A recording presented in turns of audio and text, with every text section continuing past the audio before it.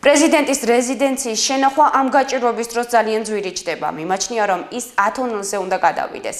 ეს განცხადება დღეს საპარლამენტო უმრავლესობის წევრმა გოგი თოფაძემ პორტალ კვირას პრესკლუბში გააკეთა. თოფაძის თქმით, შენობის გარემონტება სწორედ პრეზიდენტთან შეთანხმებით მოხდა და შესაბამისად პარტია მრეწველობის ლიდერი მიიჩნევს, რომ პრეზიდენტი ათონელის ქუჩაზე მდებარე რეზიდენციაში უნდა გადავიდეს. თვითონ პრეზიდენტი უნდა დათანხმდეს ამას ალბათ. თუ ეს არ მოხდება, ხნებით არ გადმომიტოვი. მეორებ, რომ მისი თანხმობა იყო, რომ ეს კეთდებოდა, მისი ექსპერტების გემოვნებით გაკეთდა, ესწრებოდნენ საკმაოდ მაღალი დონის შენობა, ყველანაირ სტანდარტებს აკმაყოფილებს. ხო, თუ პრეზიდენტი არ გადმოვა, ნამდვილად ვერ გეტყვით, რა უნდა მოხდეს. მე ვფიქრობ, რომ ობიექტურად თუ ვიჟელებთ, ალბათ იქ იჯდა, იქ იყო. პროექტი გადათითონ სხვა შორის განაცხადა, თუმცა აღიჩეთ პრეზიდენტად.